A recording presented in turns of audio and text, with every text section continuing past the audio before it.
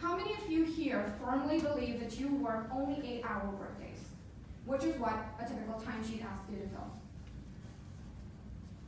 Okay, how many of you here work with Agile teams or support Agile teams? Wow. Look around. Keep your hands up and look around.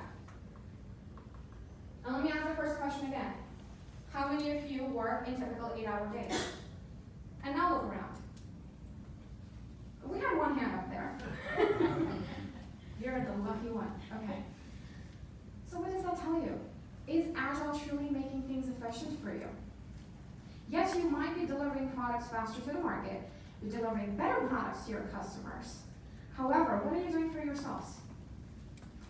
You spend the majority of your time at work, and we'll talk a little bit about it. But what is it doing to your quality of life? Where is your company, or whatever space you're working in, putting its people in this whole Agile journey? Now let me ask you another question. How many of you feel your companies, and a lot of people raised their hands when I asked about Agile teams, how many of you feel you're successfully implementing Agile, or it's working, or you've seen improvement, you've seen defects? Okay, so there's half of the room feels that they've seen effects of Agile software development. Yes, yet you do not work 8-hour days. So how is it making things efficient for you?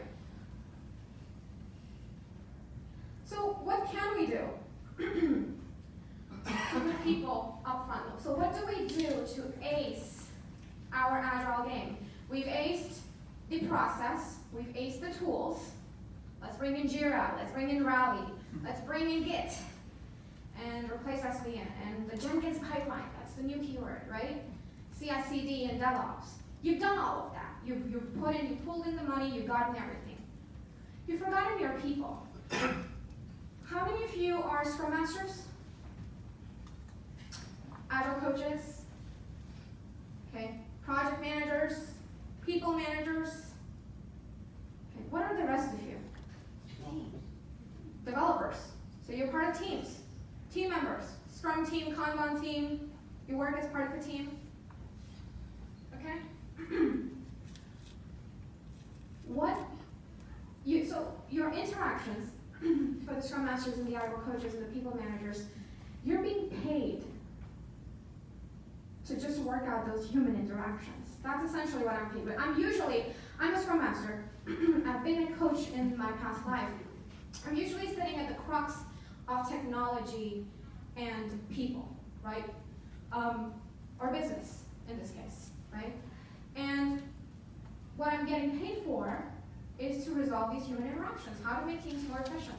That's the purpose of Scrum Masters, or that's what you're paying your Scrum Masters and your coaches for. Your people managers also deal with a lot of human interactions. So yet, we're not able to achieve efficiency. Yet, we still have teams which are not satisfied, and that's what these statistics say. So how do you, when you're working more than 8-hour days with your teams, get to the point where you're able to ace your people game? Believe it or not, maximum number of times, and that's my personal opinion, yours might be different, but pure chance is less likely responsible for people coming and working together. It's usually never responsible to say, oh my God, I lucked out with such a nice team. Pure chance never works. Empathy and respect for people you work with are usually at the forefront of what makes teams work together. So what is that? What do I mean by saying that? Daniel Bryant, has anybody here heard of that guy? Okay, Daniel Bryant is an Agile coach, and he was a developer in his past life. And he came up with this very interesting statement. And it's deep. So he says, we're typically developing software and tools for other people, with other people, to create an experience. So our idea is that our product, tool, software is to wow the customer, right? And we're doing so with a group of people because we're in Agile teams. Yet, we're dissatisfied. Empathy, and you must have heard about this term being thrown around a lot. Be empathetic, bring in empathy. The definition of empathy is different for a lot of people. I want to ask folks out in the room, tell me your definition. When you say empathy, what does empathy mean? Can somebody define empathy for me? Identifying with someone and their feelings. Okay, you just read. But it's just relate to somebody, create a connection. Creating connection. Okay, what else? Create I also- self-relation. I'm sorry, I yeah. also like to identify it as just meeting that individual where they are at that particular time and moment. Okay, so understanding. Yes, Understanding, resonating with them. yes. What did you say, Carlos? Connections, create connections. Creating connections. And then understanding. Somebody else, you had something. Put yourself in their shoes. Putting yourself in their shoes, right? We have different definitions of empathy. Because, and the reason you all have different definitions of empathy is because there are different kinds of empathies, right? There is practical, there's emotional empathy. It's about identifying with someone and their feelings, saying how you're feeling. Definition of emotional empathy. Somebody is going through, say, you know, you went into it, one of your coworkers has an issue going on at home. You identifying and recognizing that they have an issue going on. Practical empathy is different from emotional empathy, and that's why your definitions are different. It's not only identifying with their feelings, but seeing their perspective. So what's the difference? You got hurt on your finger, and you're saying, okay, great, you're hurt. But you're not only understanding and identifying that yes, that person is hurt, but you're seeing their perspective of why they cannot work. So why are they not able to perform? Mothers in the room? Any mothers in the room? Okay. People with very young kids. Okay, people with very young kids. Singles. Okay, there are some singles in the room. People with older kids who have to be taken to practices everywhere. Way older kids in college. I have no work to do. I am back in the singles bucket.